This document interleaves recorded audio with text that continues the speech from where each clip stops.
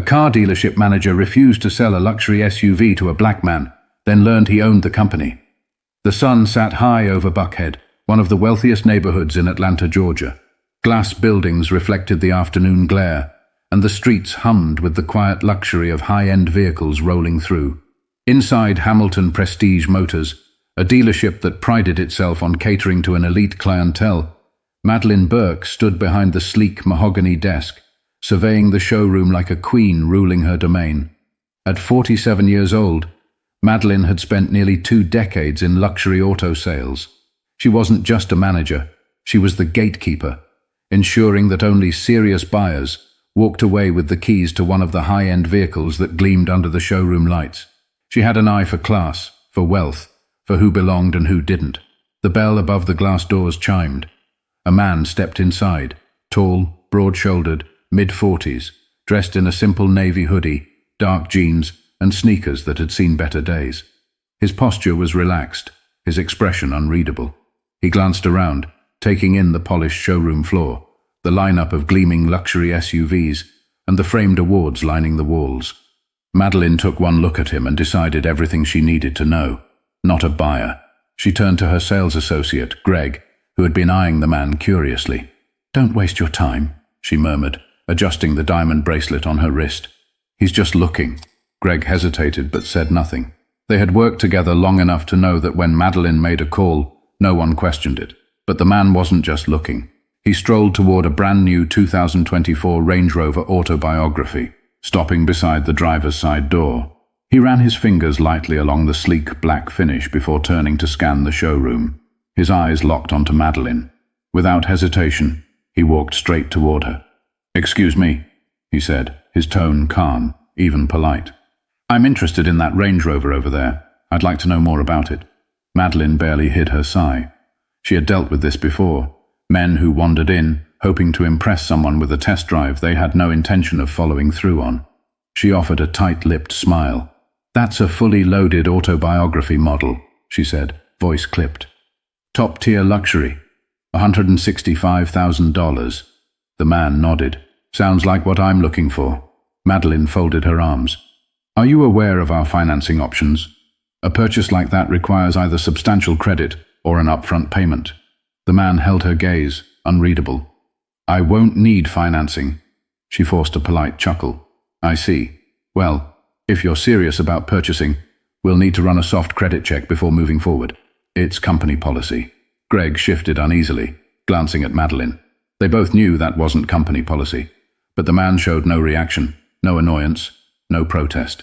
He simply reached into his pocket and pulled out a sleek black card holder. "I'd like to test drive it." Madeline's expression stiffened. "We don't offer test drives on vehicles at that price point without verified proof of income," she said smoothly. "You understand." The man's lips curved slightly, almost as if he had expected this. "Oh, I understand." But Madeline had no idea what was coming next. Greg shifted uncomfortably beside Madeline. He had seen her pull this move before, turning away potential buyers who didn't fit the image of their clientele. But something about this man's demeanor felt different. He wasn't getting defensive. He wasn't arguing. He was just watching. Madeline, however, remained firm. "I'm sorry," she said, plastering on a polite but distant smile. "But for a car of that value, we require serious inquiries only. We've had issues in the past with people wasting our time, joyriding, then walking away." The man didn't blink. "Joyriding? It's nothing personal," she added quickly, though the insincerity dripped from her tone. "I'm sure you understand." Greg saw it then, the tiny shift in the man's expression. Just for a second, a flicker of something underneath his calm exterior. Not anger, not frustration, something colder, sharper, but just as fast as it came, it was gone. The man exhaled through his nose, nodding slowly. "All right. No test drive." "Got it." Madeline gave a satisfied tilt of her head, already turning her attention toward a different customer. An older man in a tailored suit browsing a Bentley across the showroom. But before she could dismiss the conversation entirely, the man in the hoodie spoke again. "What about cash buyers?" She glanced back, mildly irritated now. "Excuse me, if someone wanted to pay in full, no financing, no credit check, would that change your test drive policy?" Madeline almost laughed. People like him didn't buy six-figure cars in cash. They didn't just walk in off the street and drop that kind of money. At least, not the ones she expected to. "I appreciate your enthusiasm," she said, voice sugary sweet. "But I'm sure you can understand that we have policies in place for a reason." For the first time, a shadow of amusement crossed the man's face. "I see," he said, slipping his hands into his pockets. "So, what would it take?" Madeline's smile thinned. "I just told you," she said, her patience beginning to fray. "We require proof of serious intent. Our vehicles are highly sought after, and we can't have—" "I understand," the man cut in, his voice still eerily calm. "I'm just trying to figure out where the bar is. What does a serious customer look like to you?" Silence. For the first time, Greg saw something flicker in Madeline's expression, an almost imperceptible pause before she quickly masked it with a short, breathy laugh. "I think we're done here," she said crisply. "If you'd like to browse, feel free, but I have other customers to assist." Greg expected the man to push back, maybe even storm out. Instead, he just nodded, the corner of his mouth tugging upward in something that wasn't quite a smile. Understood. And just like that, he turned and walked away. But something about the way he moved, slow, deliberate, almost calculating, left Greg with an uncomfortable feeling in his gut. He had a hunch. Madeline had just made a mistake. Greg couldn't shake the feeling. Something was off. The man wasn't angry, he wasn't embarrassed, he wasn't even flustered. Instead, he carried himself like someone who had just learned something important, like someone waiting for the perfect moment to act. Greg glanced at Madeline, who had already moved on, flashing her best smile at the suited man eyeing the Bentley. Business as usual. But across the showroom, the man in the hoodie hadn't left. Instead, he was casually inspecting another vehicle, a Mercedes-Benz G-Class, running his fingers along the chrome handle, tilting his head slightly as if admiring it. Greg watched as one of the junior salesmen, Jared, hesitated before stepping forward. "Hey there, sir," Jared said, putting on his best friendly salesman grin. "Need any help with that one?" The man turned to face him, expression unreadable. "Yeah, actually. I was looking at the Range Rover earlier, but I was told test drives are off limits unless I prove I'm serious." "That true?" Jared blinked. Well, I mean..." Before he could stumble through an answer, Madeline appeared beside him like a shadow. Her lips were still curved in that polished professional smile, but her eyes were sharp. "Jared, I'll take it from here." Jared looked like he wanted to say something, but one glance at Madeline and he backed away, disappearing toward the reception desk. The man watched the exchange with quiet amusement. "You sure do keep a tight leash on your employees," he mused. Madeline didn't bite. "I thought I made myself clear," she said smoothly. "We cater to a specific clientele here, and we can't accommodate every request." A beat of silence. Then the man chuckled softly, shaking his head. "You know, I've been to a lot of dealerships," he said, rubbing his chin thoughtfully. "Some good, some bad, but I've never had someone work this hard to not sell me a car." Madeline's expression hardened. "That's not what's happening here." "No?" The man tilted his head slightly. "Then let's make it easy. I'll write a check right now. Full amount. No financing, no games. Just business." Greg, who had been pretending not to listen from behind the desk, felt his stomach tighten. Madeline stared at the man for a long second, her fingers twitching slightly at her sides. She wasn't stupid. If he really was a cash buyer, shutting him down outright could backfire. But she wasn't convinced, and she wasn't about to be proven wrong in front of her own team. "That's a generous offer," she said, her voice silky smooth. "But as I said, it's company policy. You'd need to provide documentation before we can move forward." The man held her gaze for a moment. Then slowly, he pulled out his wallet, flipping it open. A black American Express Centurion card sat inside. Greg's eyes widened. Madeline didn't move. The man let the silence stretch, letting her take it in. Then he tucked the card back into his pocket. "No test drive, huh?" he said finally, his voice laced with something Greg couldn't quite place. Madeline lifted her chin, her professional mask still intact. "I'm afraid not." The man studied her for another long beat. Then, without another word, he turned and walked away. But Greg could see it. Madeline had just stepped into something she wasn't ready for. Greg could feel the weight of the silence in the showroom. Madeline stood stiffly, her jaw set, her hands clasped tightly in front of her. She had just dismissed a man who had flashed a centurion card, the kind of card only high-net-worth individuals carried. And yet, she had still refused him. Greg swallowed hard. That didn't look good. Across the room, the man didn't storm out. He didn't even seem rattled. Instead, he took his time, walking past the rows of high-end cars as if he owned the place. He ran a hand over the smooth hoods, nodding slightly to himself, almost like he was taking notes. Then, the glass doors swung open. A sharply dressed man in his mid-50s, greying hair, tailored navy suit, stepped inside with an air of authority. His polished leather shoes barely made a sound against the tiled floor. Greg's stomach dropped. Elliot Gaines, regional director. Madeline saw him too. She straightened immediately, her entire demeanor shifting. "Mr. Gaines," she greeted, her voice light, professional. "What a pleasant surprise. What brings you in today?" Elliot's gaze barely flicked to her. Instead, he was looking at the man in the hoodie, and then his face lit up. "There he is!" Elliot strode forward, hand outstretched. "Jordan? I was just about to call you." Greg felt the air shift in the room. Madeline's face drained of color. The man, Jordan, finally cracked a small smile, shaking Elliot's hand with an easy familiarity. "Good to see you, Elliot," he said smoothly. "Was just having a look around." Elliot chuckled, clapping him on the shoulder. "I told you, this is one of our finest locations. You'll love it here." Greg swore he saw it then, the moment it hit Madeline. Her posture was too rigid, her breath too shallow. "Wait," she said, voice quieter now, more cautious. "You know each other?" Elliot blinked, finally turning to her. "Of course." Then, with a broad grin, he gestured to Jordan. "Meet Jordan Ellis, the new CEO of Hamilton Prestige Motors." The words hung in the air like a bombshell.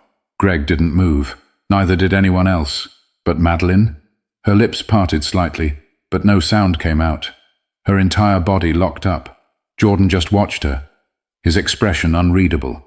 Finally, he exhaled through his nose and slid his hands into his pockets. "Ms. Burke," he said evenly, "you just refused to sell a car to your new boss." The weight of those words sent a shockwave through the showroom. The employees stared, some in shock, some in poorly hidden amusement. Greg's heart pounded in his chest. He had known something was off. And Madeline? For the first time since he had met her, she looked genuinely afraid. The silence in the showroom was thick, suffocating. No one moved, no one spoke. Madeline blinked rapidly, her brain scrambling for footing. This had to be a mistake, a joke. The man standing before her, the man she had just humiliated, couldn't be her new CEO. And yet, Elliot had said it, out loud, in front of everyone. Jordan let the words settle before he spoke again.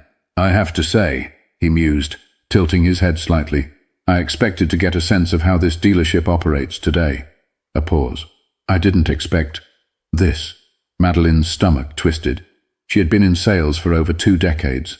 She had handled difficult clients, high-pressure deals, VIPs who expected the world on a silver platter. But this was something else entirely. Elliot finally seemed to catch on to the tension, glancing between them. "Wait, what happened?" Jordan didn't answer right away. He let the moment stretch, watching Madeline the way a teacher watches a student about to fail a test. Then, casually, he turned to Greg. "What's your name?" Greg's mouth was dry. Greg, sir." Jordan nodded. "You've been here long?" 3 years. 3 years. Jordan let out a soft chuckle, shaking his head. "Let me ask you something, Greg. If I walked in here today, wearing a suit, speaking the exact same words I just said, would I have had to pull out my credit card just to be taken seriously?" Greg hesitated. He knew the answer. Everyone did. But saying it out loud, that could cost him his job. Jordan seemed to sense his hesitation and offered a slight nod. "You don't have to answer that." Then finally he turned back to Madeline. She had regained some of her composure, but her usual sharp confidence was gone, replaced by something else, something uncertain. "Mr. Ellis," she started, her voice smooth, practiced, the way people talk when they're trying to control the damage. "I truly apologize if there was any misunderstanding." "Misunderstanding?" Jordan's brow lifted. "That's what you're going with." Madeline forced a chuckle, but it fell flat. I was simply following store policy. We have strict guidelines when it comes to test drives on luxury models. I would have handled any customer the same way. Jordan studied her. Then slowly he turned toward Elliot.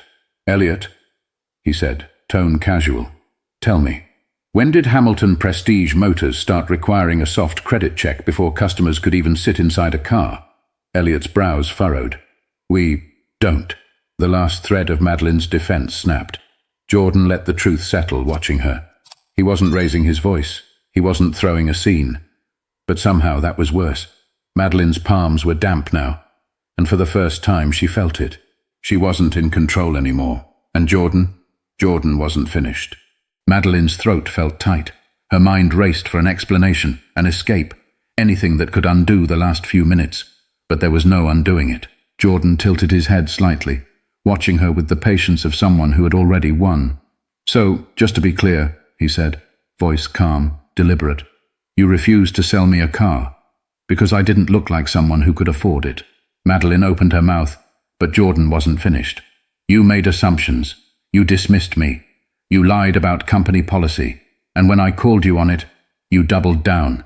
He exhaled through his nose, shaking his head slightly. "Tell me, Madeline, what exactly does a serious customer look like to you?" The words hit like a punch to the gut. She scrambled for footing, forcing a tight smile. "Mr. Ellis, I assure you, that wasn't my intent at all. We have high standards here, and I was simply ensuring—" "High standards?" Jordan cut in, raising a brow. Madeline stammered. Greg, Jared, and the other employees stood frozen, watching as their manager unraveled. Elliot cleared his throat, stepping in. "Jordan, obviously this isn't how we want any of our customers treated." "I'm not a customer," Jordan said coolly. "I'm the CEO, and I just watched my own sales manager decide, on site, who does and doesn't belong here." The room went still. Madeline felt the blood drain from her face. She had always operated with a level of untouchability. She knew the business inside and out, had been here for years. She had built a reputation as someone who got results, but none of that mattered now. Jordan turned back to her, his expression unreadable. "I came here undercover for a reason," he said, "to see how our customers are treated, to see if the values we claim to uphold are actually being practiced." He paused, then added, "I've seen enough." Madeline's chest tightened. I understand your concern," she tried, voice wavering slightly. "But surely we can talk about this. I've been a valuable part of this company for years. I've closed deals that no one else could. My track record speaks for itself." Jordan studied her for a long moment. Then he nodded. "You're right," he said. "Your track record does speak for itself." A flicker of relief crossed her face. Until he added, "That's why you're done here." Madeline froze. For the first time in her entire career, she had nothing to say. Jordan's voice remained steady. "I don't run a company that turns people away based on appearances. If that's a problem for you, then this was never the place for you to begin with." The air felt thick, heavy. The other employees exchanged uneasy glances, but no one stepped in to defend her. Elliot exhaled, rubbing his temple. He wasn't going to fight it. Madeline swallowed hard, her body rigid. Jordan waited for a response. But for the first time in her life, she had nothing left to say. And with that, the conversation was over. Madeline stood there frozen. Everything she had built, everything she had worked for, gone. Just like that. The weight of the moment sank in, pressing against her chest like a vice. She wanted to fight back, to argue, to plead her case. But deep down, she knew. There was no talking her way out of this. She had done this to herself. The employees remained silent, some stealing glances at each other, others staring at the floor. No one stepped forward to defend her. And Jordan? He didn't gloat. He didn't raise his voice. He simply watched her with the quiet understanding of a man who had seen this story play out before. Finally, he turned to Elliot. "We need to have a conversation about the hiring and training process," he said. "This isn't about one employee. It's about the culture we allow." Elliot nodded slowly, rubbing his chin. "Understood." Jordan glanced around the showroom. I'll be personally reviewing the way things are run here. Some things are going to change. Greg exhaled slowly, feeling the tension shift. For the first time, it felt like someone in charge actually cared. Jordan then turned back to Madeline one last time. I hope this is a lesson, he said. Because the real loss here isn't just your job, it's the opportunity to be better, to do better. Madeline's jaw tightened, but she said nothing. Jordan nodded once. Good luck. And with that, he walked away, leaving her standing there, alone. As Jordan left the showroom, the employees finally began to move. The air felt lighter, different, as if a shift had taken place. Greg exchanged glances with Jared, a silent acknowledgement passing between them. This wasn't just about one bad manager. It was about how people are treated, about how power and assumptions can shape an entire workplace. Jordan had walked in expecting to see a business in action. Instead, he had exposed a problem much bigger than one person. It's easy to assume, easy to judge people based on appearances, on first impressions.